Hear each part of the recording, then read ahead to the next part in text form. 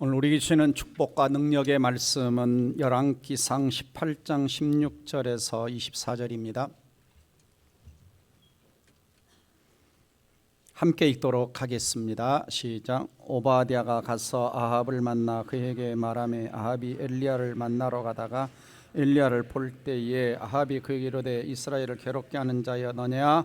그가 대답하되 이스라엘을 괴롭게 한 것이 아니라 당신과 당신의 아버지 집이 괴롭게 하였으니 이는 여호와의 명령을 버렸고 당신이 바알들을 따랐음이라. 그런즉 사람을 보내 온 이스라엘과 이세벨의 상에서 먹는 바알의 선지자 450명과 아세라의 선지자 400명을 갈멜산으로 모아 내게로 나오게 하소서. 아합이 이스라엘의 모든 자손에게로 사람을 보내 선지자들을 갈멜산으로 모으니라. 엘리야가 모든 백성에게 가까이 나아가 이르되 너희가 어느 때까지 둘 사이에서 머뭇머뭇하려느냐? 여호와가 만일 하나님이면 그를 따르고 바알이 만일 하나님이면 그를 따를지니라 하니 백성의 말 한마디도 대답하지 아니하는지라. 엘리야가 백성이 이르되 여호와의 선지자는 나만 홀로 남았으나 바알의 선지자는 450명이로다. 그런즉 송아지 둘을 우리에게 가져오게 하고 그들은 송아지 한 마리를 택하여 각을 떠서 나무에 놓고 불은 붙이지 말며 나도 송아지 한 마리를 잡아 나무에 놓고 불은 붙이지 않고 너희는 너희 신의 이름을 부르라. 나는 여호와의 이름을 부리니 이에 불로 응답하신 그가 하나님이니라. 백성이 다 대답하되 그 말이 옳도다 하니라. 아멘. 자, 오늘 이렇게 인사하겠습니다. 진리전쟁에서 살아계신 하나님을 만납시다.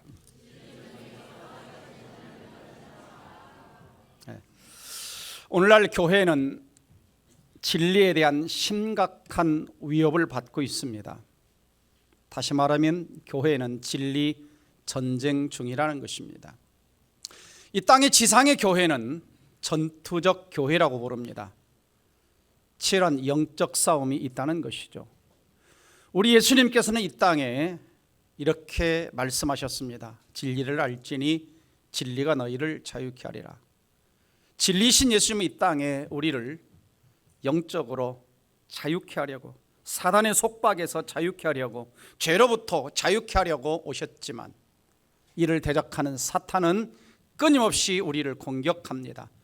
데살로니가후서 2장 9절 10절을 보면은 악한 자의 나타남은 사탄의 활동을 따라 모든 능력과 표적과 거짓 기적과 불의 모든 속임으로 멸망하는 자들에게 있으리니 이는 그들이 진리의 사랑을 받지 아니하여 구원함을 받지 못함이라 그랬습니다. 사탄은 끊임없이 거짓된 것을 가지고 와서 사람들로 하여금 진리를 받지 못하도록, 복음을 받지 못하도록, 하나님을 믿지 못하도록 방해하고 있는 것이죠. 그러므로 우리 신앙생활은 끊임없이 진리와 거짓 사이의 전쟁입니다. 그러므로 우리의 삶에서 진리라고 하는 것은 가장 중요하고 가장 가치 있는 것입니다. 역사 속에는 이 진리를 수호하고 진리를 전파하고 또 진리를 지켜내느라고 수많은 순교자들, 수많은 생명을 바친 자들이 있었습니다. 여러분, 진리가 무엇입니까? 진리라고 하는 것은 하나님과 분리하여 생각할 수 없습니다. 왜? 진리는 하나님과 밀접하고 곧 하나님, 예수님, 성령님 자체가 진리이시기 때문입니다. 예수님께서도 내가 곧 길이요 진리요 생명이니라고 말씀하셨습니다. 우리 하나님은 창조주 하나님이시기 때문에 이 땅에 존재하는 모든 것의 근원이시기 때문에 하나님 존재 자체가 진리의 창조자요 근원이라고 할 수가 있습니다.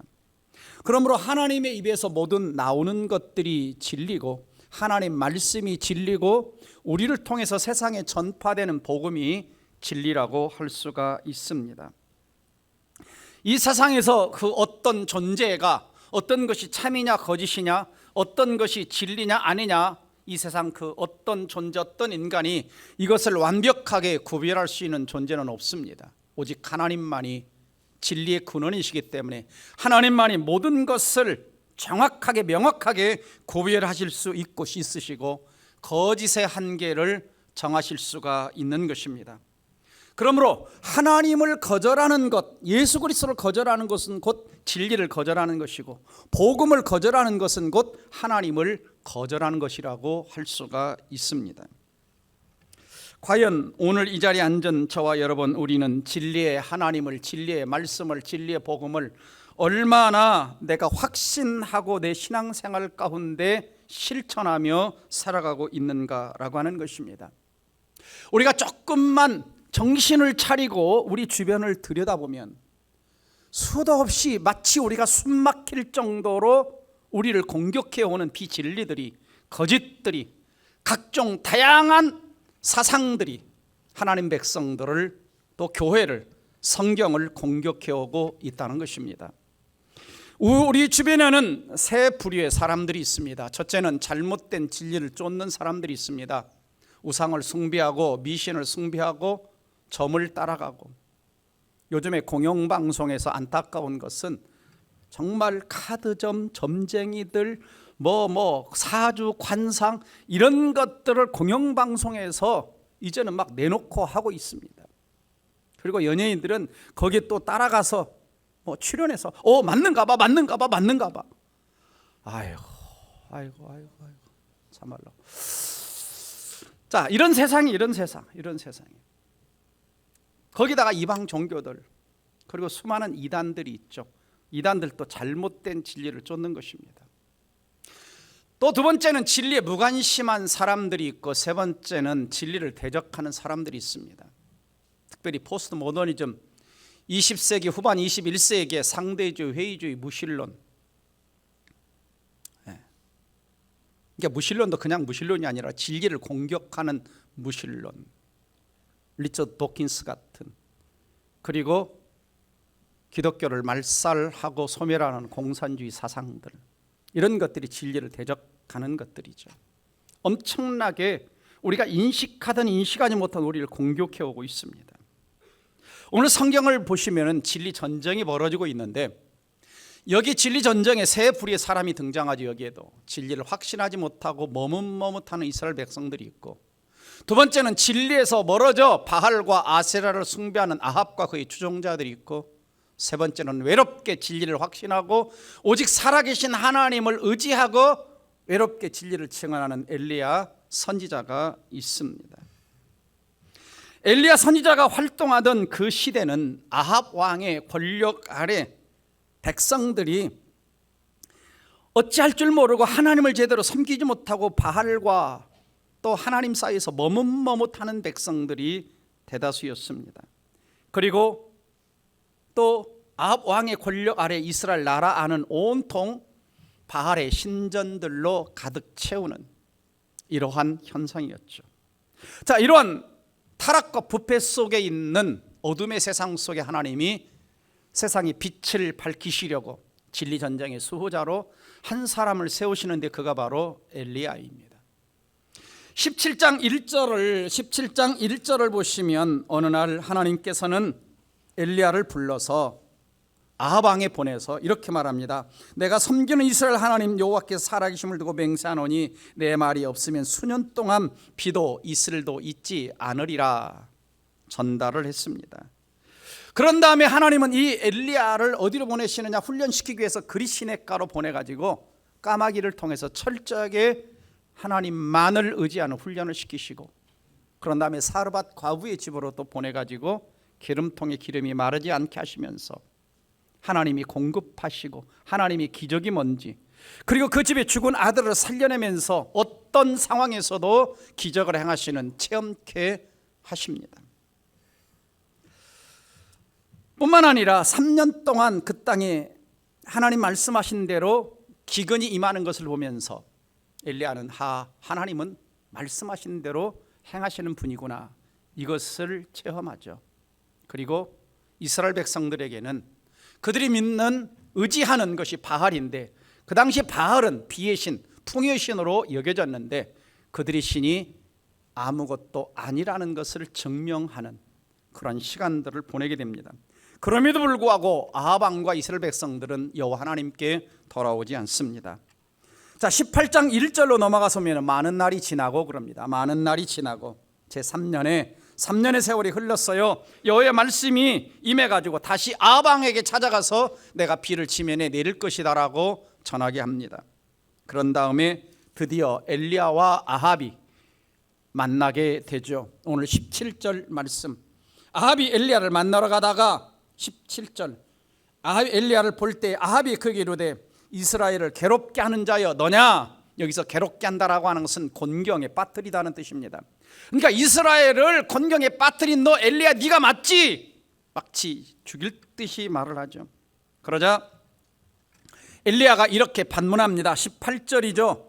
그가 대답하되 내가 이스라엘을 괴롭게 한 것이 아닙니다. 당신과 당신의 아버지 집이 이스라엘을 곤경에 빠뜨린 겁니다. 왜요? 여호와의 명령을 버리고 당신이 바알을 섬겼기 때문에 이 나라가 곤경에 빠진 것입니다 라고 엘리야가 말해줍니다.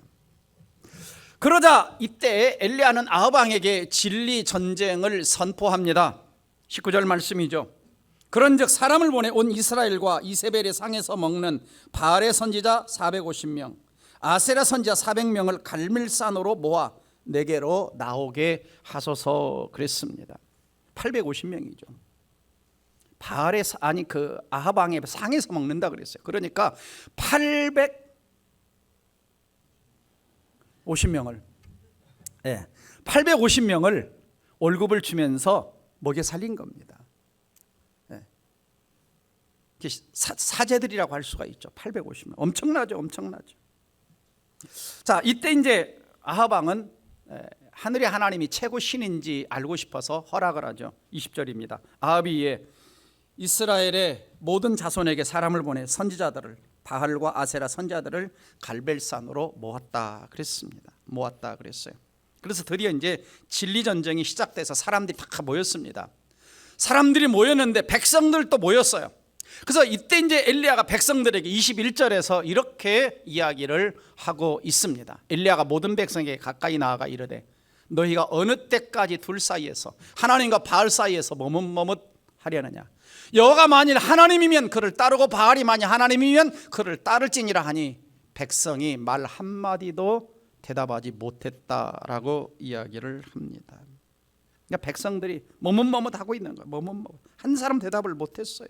왜 그랬을까요? 왜 머뭇머뭇했을까요? 왜 대답하지 못했을까요? 왜요? 권력이 그들을 억압하고 권력이 그들을 짓누르고 있었어요. 아합 왕이라고 하는 권력이. 왜요? 선자들 다 죽였잖아요. 선자들을 다 죽였기 때문에 하나님의 선자를 다 죽였기 때문에 자칫 하나님 믿는다 그러면은 뭐 하는 겁니까? 죽이는 시대예요. 죽이는 시대. 왜냐하면 아합 왕은 바알 신앙의 본거지인 시돈의 공주 이세벨과 결혼하지 않았습니까? 그러니까 시돈이라고 하는 것은 어디냐면은 이스라엘이 있고 위에 오늘날로 말하면 레바논과 시리아가 있는 제가 거기에 이제 내전이 일어나기 전에 레바논과 그 시리아를 제가 다녀온 적이 있는데 그곳에 가면 바알백이라고 하는 도시가 있습니다. 바알의 도시가 있어요. 신전들이 있는데 거대한 우리나라 최고 예배당은 저리 가라 할 정도로 파르테논 신전 이상으로 이 거대한 신전들이 지금도 뼈대들이 남아 있습니다. 바알 도시. 그런 도시에 제사장의 딸 이세벨과 결혼해가지고 들어와서 나라 안에 바알 신전들을 세우고 또 바알을 백성들 숭배하게 만들고 하나님의 선자들을 다 죽였습니다. 권력이 우상을 숭배하게 만든 것이죠. 권력이 우상을 숭배하게 만든 겁니다. 그래서 이 권력 앞에서 내 바른 신앙을 유지하는 것은 쉽지 않습니다. 쉽지 않아요. 그래서 역사를 보면은 이 권력 앞에서 자기의 신앙을 수호하고 지켜내고 권력 앞에서 복음을 전하다가 순교한 사람들이 얼마나 많은지 모릅니다. 자, 오늘날에도 우리 가깝게는 북한 성경만 가지고 있어도 처벌됩니다. 성경만 가지고 있어도 처벌되죠. 그리고 그 위로 올라가면 중국이 있습니다. 중국은 2013년 시진핑 주석이 집권한 이후로 기독교의 온라인 포교 활동을 금지했습니다. 공식적으로 허가받은 교회, 삼자교회라고 얘기합니다. 허가받은 교회 밖에서 이루어지는 모든 예배를 금지시켰습니다. 교회 십자가 첨탑을 불타는 거 보이시죠? 다 철거시키고 그 다음에 예배당 안에 시진핑 사진을 걸도록 했습니다. 헌금이 나오면 다 수거해가죠. 중국 헌법상 아직도 18세 미만의 어린이와 청소년들은 공식적으로 종교에 가입하지 못하고 도리어 학교에서는 공산당 소속 단체에 가입하게 만들고 무신론에 대한 서약을 하게 한다고 합니다. 자, 이게 권력이 가진 기독교 신앙 진리를 억압하는 하나의 형태죠. 자, 우리나라도 일제 강점기 때에 이러한 어려움들이 있었습니다.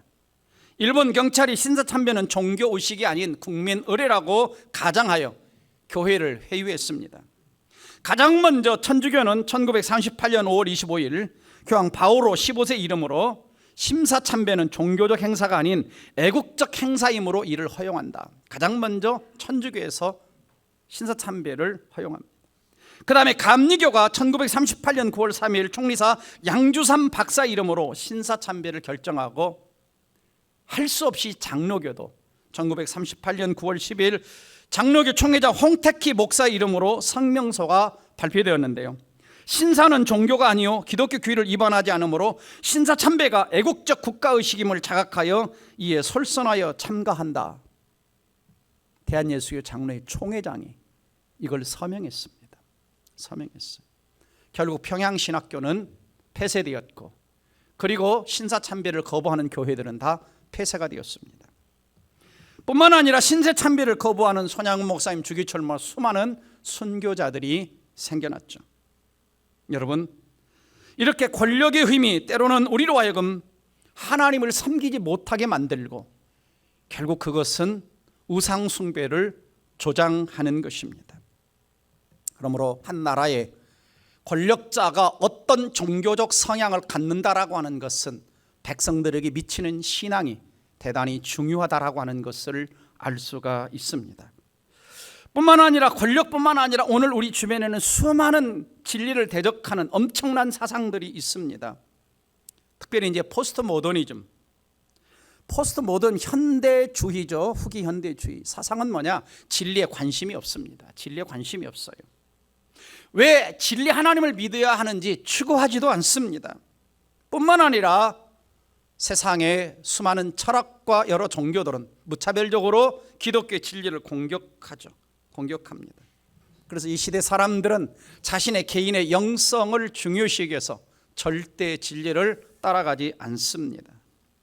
자, 왜 이 시대 사람들이 이렇게 진리를 거부하느냐? 성경이 그 이유를 이렇게 말씀합니다. 빛이 세상에 왔을 때, 진리가 세상에 왔을 때, 예수가 세상에 왔을 때 사람들이 자기 행위가 악함으로 빛보다 어둠을 더 사랑한 것이니라. 악을 행하는 자마다 빛을 미워하여 빛으로 오지 아니하나니 이는 그 행위가 드러날까 하며, 그들의 행위가 드러날까 하며. 기독교는 진리이기 때문에 진리가 가는 곳에 악이 드러나는 겁니다. 비진리가, 거짓이 드러나는 거, 그리 싫어하는 거예요. 싫어하는 거예요. 그래서 진리를 이 거부하는 전쟁은 얼마나 오래되었느냐?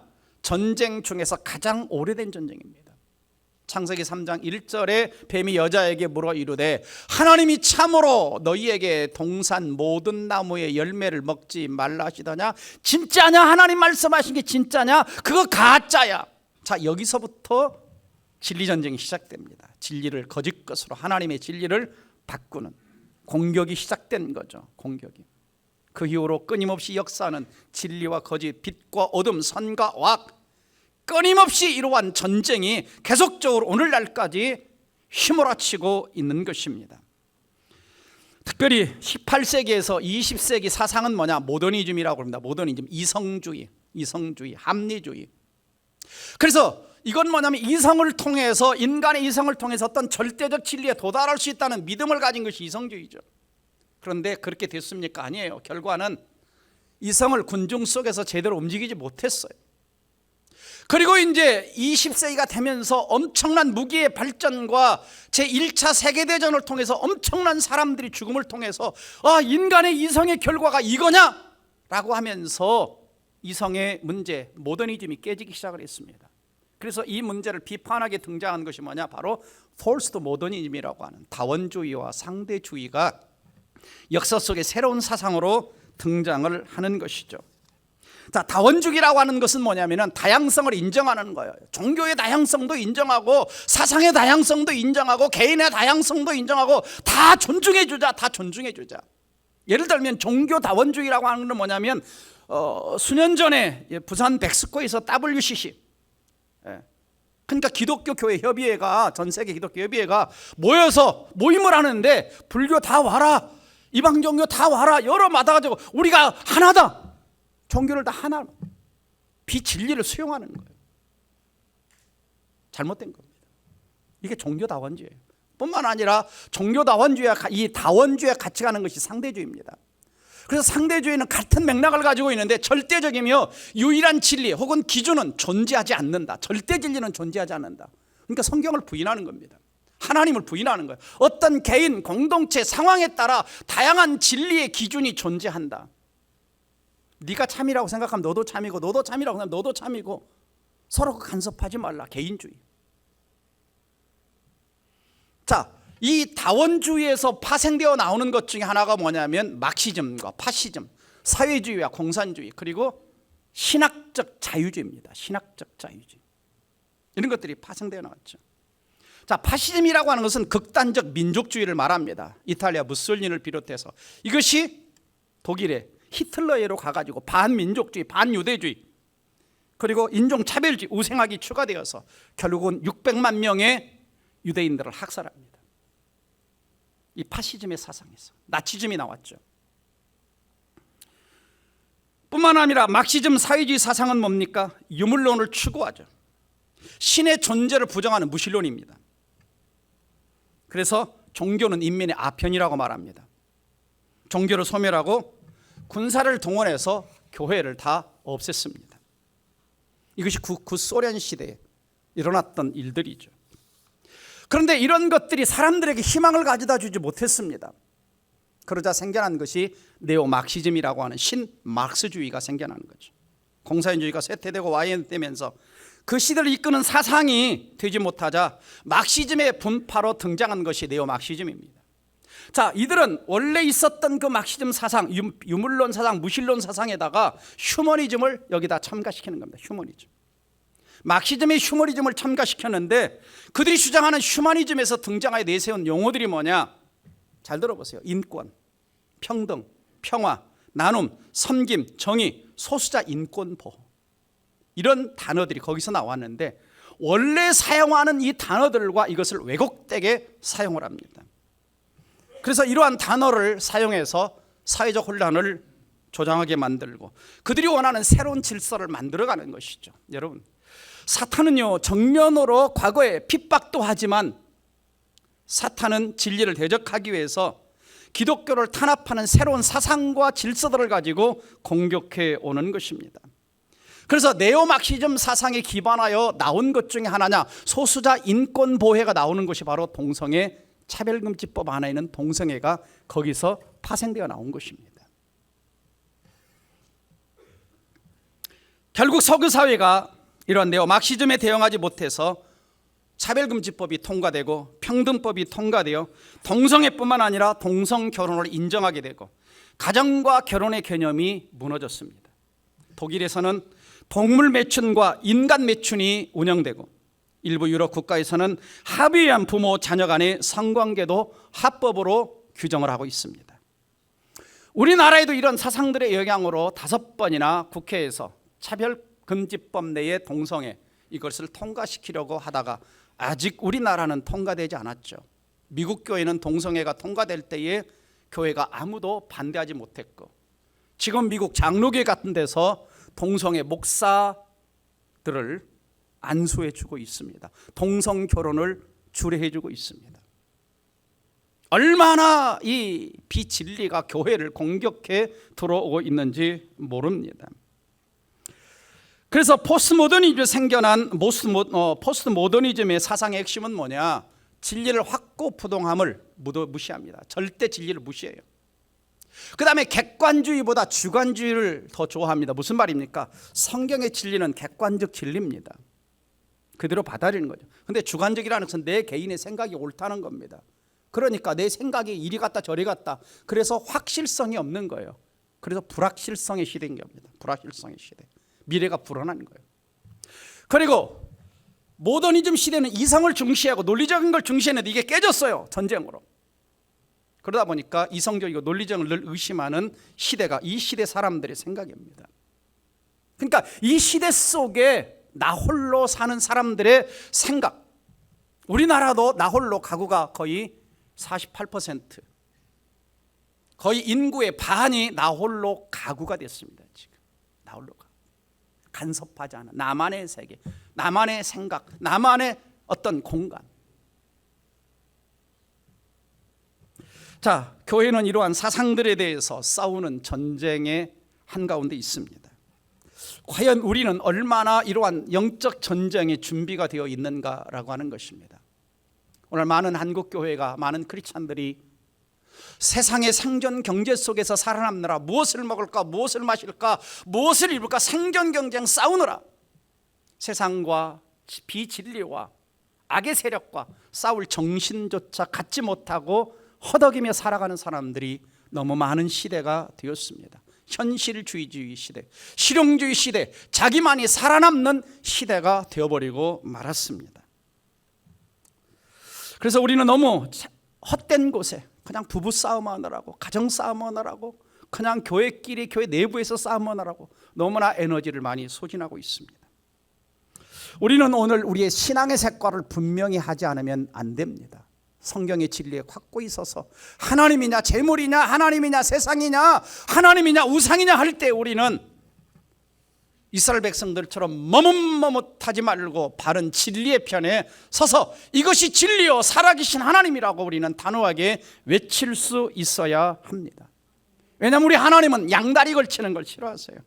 예수 미지근한 라오디아 교회를 향해서 이렇게 말씀하셨습니다. 내가 내 행위를 아노니 내가 차지도 아니하고 뜨겁지도 아니하도다. 내가 차든지 뜨겁든지 알아. 내가 이같이 미지근하여 뜨겁지도 아니하고 차지도 아니하니 내 입에서 너를 토하여 버리리라. 중간지대에, 회색지대에 머물지 말라는 것입니다. 뿐만 아니라 마태복음에서도 주님께서는 단호하게 이렇게 말씀하셨어요. 같이 읽어봅니다. 마태복음 6장 24절 시작. 한 사람이 두 주인을 섬기지 못할 것이니 혹 이를 미워하고 저를 사랑하거나 혹 이를 중히 여기고 저를 경히 여김이라. 너희가 하나님과 재물을 겸하여 섬기지 못하느니라. 자, 여러분 쉽지 않죠? 신앙생활이 쉽지 않죠? 아예 그냥 이런 설교 안 들었으면 그냥 마음 편하게 살 텐데, 그렇죠? 그냥 살 텐데 그냥. 자, 이제 전쟁이 시작됩니다. 오늘 본문을 다시 돌아가서 보시면 엘리야와 바알 선지자의 전쟁이 시작되죠. 영적 전쟁, 진리 전쟁이. 그래서 송아지를 잡아가지고 단 위에 놓습니다. 그리고 서로가 불로 임하는 신이 진짜 하나님이다. 서로 이제 이렇게 약속하고 시작을 하죠. 먼저 이제 바알의 선지자들이 먼저 시작합니다. 바알이여, 바알이여, 바알이여, 불을 내려주소서 했는데 안 내려와요. 가지고 막 춤추면서 막 가지고 막 하면서, 이게 이제 이방 종교 엑스타시 들어가는 행동들이거든요. 여러분들이 막 저기 점쟁이들 막 무당 안에 막 뛰는 거 보잖아. 막 엑스타시 들어가는 거 이게. 이게 세상 말로 지랄 발광하는 거예요. 이게 뭐 웃을 일이 아닙니다. 그들도 귀신과 접신을 하니까. 그래서 작두에 올라가잖아요. 작두에 올라가는 거예요. 작두에 올라가는 거예요. 우리 성도님의 친척이 작두에 올라가는 사람이라 자기가 봤대. 이렇게 날카로운 작두에 올라가 귀신이 들어주니까. 이게 영의 세계입니다. 영의 세계. 아무 일도 일어나지 않았어요. 왜? 거짓신이었기 때문에. 그 다음에 이제 엘리야 차례입니다. 엘리야는 일부러 이제 뭐 하냐, 제단을 수축해요. 그리고 도랑을 파가지고 12개 돌을 세우고 거기다 물을 잔뜩 붓습니다. 왜 제단을 먼저 수축했느냐? 북이스라엘은 여호와의 제단이 없었어요. 왜? 그들은 우상만 숭배를 했기 때문에. 예루살렘은 제단이 있었잖아요. 그래서 가짜 제단 만드는 거, 단과 베델이 가짜. 그래서 이제 여호와의 제단을 수축해서 하나님을 하나님답게 예배하려고. 그 다음에 이스라엘 백성들 12지파의 정체성을 좀 회복하려고 12돌을 취해가지고 또 하나님이 곤란하게 물을 잔뜩 갖다가 부었습니다. 자, 그리고 기도하기 시작하죠. 36절 가서 보시면 이렇게 말씀합니다. 기도합니다. 아브라함과 이삭과 이스라엘 하나님 여호와여. 자, 여기에 대해 설명이 많이 필요한데 설명할 시간이 없습니다. 주께서 이들 중에서 하나님이신 것과 내가 주의 종인 것과 내가 주의 말씀들이 모든 일 행하는 것을 오늘 알게 하옵소서. 여호와여 내게 응답하소서. 내게 응답하소서. 이 백성에게 주 여호와는 하나님이신 것, 그는 그들의 마음을 대독히심을 알게 하옵소서. 하나님, 한마디로 말하면 하나님이 살아계신 거 보여달라는 거예요. 진리 전쟁 싸우고 있는데 하나님 살아계신 거 분리해 가지고 보여달라는 지금 기도하고 있습니다. 네, 기도하고 있어요. 그러자 응답이 왔어요. 38절 39절입니다. 여호와의 불이 내려서 번제물과 나무와 돌과 흙을 태우고 도랑이물도 핥고 모든 백성이 엎드려 여호와 하나님이 참 신이십니다, 참 하나님이십니다 고백했습니다. 자, 우리는 이 말씀을 통해서, 이 사건을 통해서 세 가지 주님 말씀한 음성을 들어야 됩니다. 첫 번째는 뭐냐? 주님 오늘 말씀, 오늘 또 우리 그리스도의 삶에는 진리 전쟁이 있다는 걸 인식해야 돼요. 그냥 먹고 사는데 바쁘지만 진리 전쟁이 있다는 첫 번째 인식하고, 두 번째는 하나님과 세상 사이에서 머뭇머뭇 신앙생활에서는 세상을 변화시킬 수 없습니다. 살아계신 하나님을 보여줄 수 없어요. 세 번째는 하나님의 살아계심을 내가 체험해야 돼요. 엘리야처럼. 그리고 엘리야처럼 세상에 하나님의 살아계심을 보여줘야만이 세상이 바뀝니다. 그것이 복음을 전하는 거예요. 전도를 하는 것입니다. 자, 엘리야는 그러면 갈멜상 진리전쟁에서 어떻게 하나님을 경험했는가? 첫째는 과거 체험에서 나온 하나님이 살아계심을 확신했어요. 그는 그리 시냇가에 하나님 체험을 했잖아요. 사르밧 과부의 집에서 하나님 체험을 했잖아요. 3년 동안 말씀을 선포했는데 그대로 말씀이 성취되는 거 경험했잖아요. 그러니까 자신과 확신이 있는 거예요. 과거에 자신의 삶에서 하나님이 살아서 역사하는 걸 경험했어요. 말씀대로 역사하는 걸 경험해서 마찬가지입니다. 여러분, 예수 믿을 때부터 진리의 복음이 내 생각과 인격과 삶을 변화시키고 기도할 때마다 응답하시고 내 삶을 인도하시는 성령의 인도하심을 경험하지 않았습니까? 두 번째는 사람들에게 살아계신 하나님을 말과 행동으로 확 자신 있게 선포하는 거예요. 그래서 머뭇머뭇하지 말아라. 머뭇머뭇하지 말아라. 도랑에 물을 또 잔뜩 붓고 하나님이 역사하실 걸 믿었죠. 세 번째는 믿음의 기도로 사람들에게 하나님의 살아계심을 보여줍니다. 믿음의 기도를 드려요. 믿음의 기도. 그래서 어떻게 믿음의 기도냐? 첫 번째는 여호와의 이름을 의지하여 기도합니다. 첫 번째는 여호와의 이름을 의지하여, 32절 보시면은 여호와의 이름을 의지하여 단을 쌓고 그랬습니다. 그러니까 기도할 때에, 진리 전쟁할 때 자기 힘으로 싸우는 것이 아닙니다. 하나님의 힘으로, 하나님의 능력으로. 두 번째는 어떤 장애물에도 하나님은 역사하신다. 어떤 장애물에도 하나님은 역사하신다는 믿음으로 기도합니다. 하나님 반드시 일부러 물 부어요. 아, 하나님이 걱정하셨을까 안 하셨을까? 물 부을 때 이 저놈 자식 봐라, 저놈 자식 봐라, 내가 지금 불로 태워야 되는데 아니 물 붓고 있네. 네. 자, 여러분, 인간에게는 장애물처럼 보이는 산더미가 있다고 할지라도 우리 하나님은 인생의 어떤 장애물도 제거할 능력이 있음을 믿으시기를 제 이름으로 축원합니다.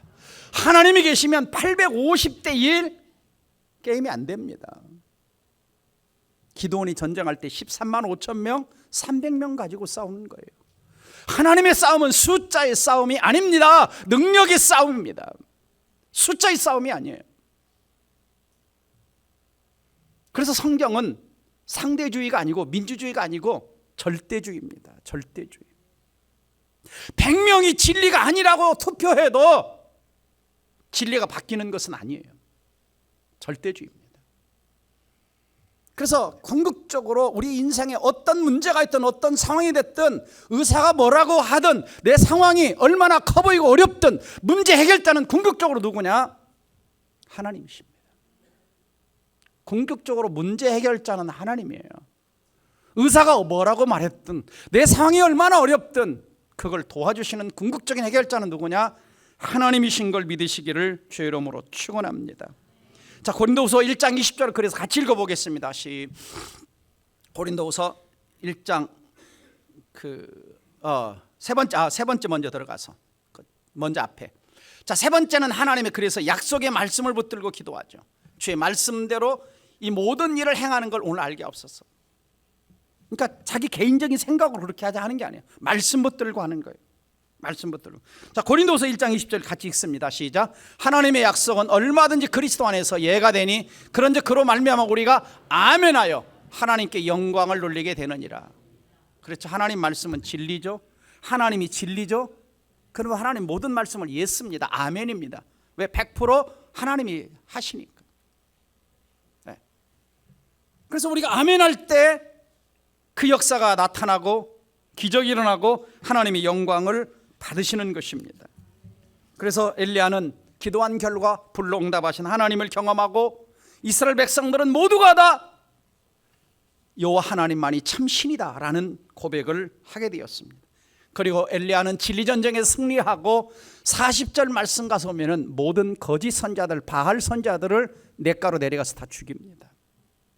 무슨 말이냐면 악을 즉각 제거하는 거예요. 악을 즉각, 악을 남겨놓지 않는 것입니다. 자, 여러분, 이 땅의 교회는 오늘날 진리 전쟁 중입니다. 세상은 끊임없이 사람들이 복음을 듣지 못하도록 사람들이 귀를 가로막고 또 진리를 알고 있는 사람들에게 마치 하와에게 찾아와서 비진리를, 거짓을 이야기하듯이 비진리와 거짓된 사상으로 크리스찬들을 미혹하고 있습니다. 여러분, 진리전쟁은 육신의 힘으로 싸우는 전쟁이 아닙니다. 고린도 10장 3절을 보시면 우리가 육신으로 행하나, 그렇죠, 육신을 가지고 살아가지만은 육신에 따라 싸우는 것은 아니다 라고 하는 겁니다. 밥 먹는 힘 가지고 싸우는 것이 아니라는 거예요. 세상에 돈 가지고 싸우는 게 아니라는 겁니다. 우리의 싸우는 무기는 뭐다? 육신에 속한 것이 아니요 오직 어떠한 견고한 진도, 여기서 견고한 진이라는 것은 사탄이 만드는 요새들도 무너뜨리는 하나님의 능력이다. 하나님의 능력이다. 모든 이론을 무너뜨리며 하나님 아는 걸 대적하여 높아진 걸 다 무너뜨리고 모든 생각을 사로잡아 그리스도께 복종하니 그랬어요. 그래서 하나님의 능력으로 무너뜨려야 될 것이 뭐다? 하나님 능력으로 무너뜨려야 될 것은 진리 하나님을 대적하는 견고한 진들, 사상의 견고한 진들, 하나님을 대적하는 수많은 대적하는 이론들, 아까 앞에서 얘기했던 수많은 사상들, 무신론 사상들, 상대주의 사상들, 포스트 모더니즘의 사상들, 이론들이 있죠. 하나님을 아는 대적하는 높아진 것들, 하나님 아는 대적하는 모든 생각들. 그러니까 여러분, 생각이라고 해서 사상이라고 해서 철학이라고 해서 우리가 무조건 다 수용하는 게 아닙니다. 그러기 위해서는 가장 중요한 것이 내가 무엇을 행하기 이전에 내가 먼저 내 생각과 마음속에 진리의 말씀으로 정확하게 무정하고 있어야 돼요. 진리가 먼저 내 안에 있어야 됩니다. 무엇을 행하느냐 이전에 먼저 우리는 무엇을 믿느냐가 진리 전쟁에서 가장 중요합니다. 왜냐하면 끊임없이 잘못된 사상들이, 거짓된 사상 들어올 때 진리로 무장되어 있지 않으면 이것이 진짜인가 저것이 진짜인가, 여기 가보고 저기 가보고 아닌가벼 또 이리 갔다 저리 갔다 방황하다 인생 끝나는 겁니다. 그래서 성경 많이 읽으셔야 돼요. 성경 계속 공부하셔야 돼요. 제자훈련, 사역훈련, 전도폭발 훈련을 통해서 무장하셔야 됩니다. 무장하셔야 돼요. 능력은 어디에서 나옵니까? 하나님 체험에서 나오는 겁니다. 엘리야가 하나님 체험했잖아요. 힘이 생겨요. 말씀의 능력을 체험했잖아요. 말씀 붙들고 가는 거예요. 기도하니까 하나님이 역사하시잖아요. 능력은 내 속에 나오는 것이 아니라 하나님을 만나는 데서, 하나님을 체험하는 데서. 그래서 진리전쟁에서 승리하기 위해서는 살아계신 하나님을 그 현장에서 경험하는 것입니다. 사랑하는 성도 여러분, 우리가 머뭇머뭇하며 이 땅을 살아갈 때가 아닙니다. 이 시대의 흐름에 떠내려가며 시시덕거리고 장난칠 때도 아닙니다. 가장 먼저는 진리를 잘 수호해서 먼저는 내 신앙을 잘 지켜내고 그 다음에 우리 다음 세대들에게 확고한 진리를 전수해 주어야만이 그들이 이 세대 가운데 혼탁한 세상 가운데 흔들리지 않고 신앙을 지켜낼 수가 있습니다. 한국교회를 보세요. 고등학교를 졸업하고 대학을 들어갈 때 대학의 새로운 사상, 새로운 지식, 새로운 것들이 물밀듯 밀려올 때 대부분 우리 자녀들이 교회를 떠났습니다. 대학생 선교단체들이 지금 대학 캠퍼스마다 초토화되어 있습니다. 교회마다 젊은이들을 찾아보기가 어렵습니다. 심지어 우리 노예만 하더라도 30%가 아예 주일학교 자체가 없습니다. 최윤식 박사는 한국교회 미래에 대해서 2050년이 되면 이대로 가다가는 한국교회가 300만 명이 안 될 것이다 라는 이야기를 하고 있습니다. 통계학적으로. 무섭게 잘못된 사상은 교회를 치고 걷고 특별히 우리 다음 세대의 자녀들을 공격해 오고 있다는 사실을 기억해야 됩니다. 그래서 먼저는 부모가 철저하게 말씀으로 진리로 무장하고 우리 다음 세대 자녀들이 지식 전달이 아닌 내가 체험한 하나님을 그들도 하나님이 체험할 수 있도록 도와줘야만이 그들이 세상 한가운데서 엄청난 비진리와 거짓이 공격하는 세상에서 살아남을 수가 있습니다. 사랑하는 성도 여러분, 어느 때까지 둘 사이에서 하나님과 세상 사이에서 하시겠습니까?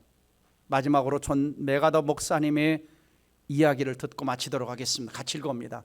진정으로 예수 그리스도를 믿는 그리스도인이라면 진리를 알고 진리를 위해 살고 진리에 죽을 줄 알아야 한다.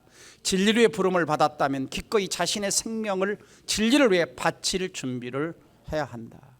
첫 번째, 진리를 알아야 돼요. 똑바로 알아야 돼요. 성경을 똑바로 알아야 돼요. 그 다음에 진리를 따라 살아내야 돼요.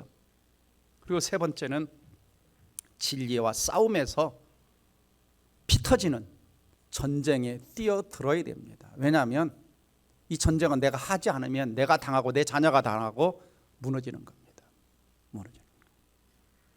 저와 여러분 우리 모두 엘리야의 하나님은 어디 계십니까?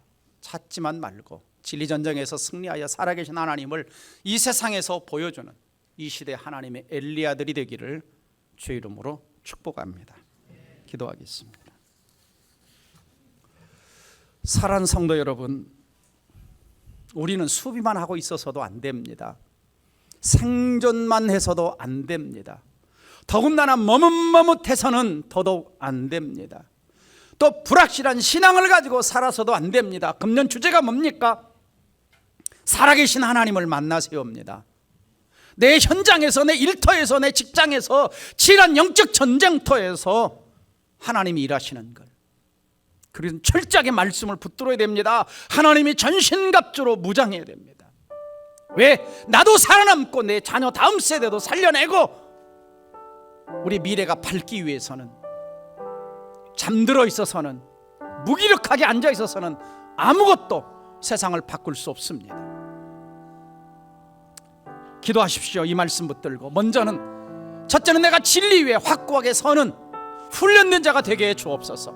두 번째는 우리 다음 세대 자녀들, 내 자녀들을 진리의 말씀으로 잘 지켜내게 하옵소서. 세 번째는 진리로 세상과 싸워 승리자들이 되게 하여 주옵소서. 함께 통성으로 기도합니다. 다 같이 기도하겠습니다.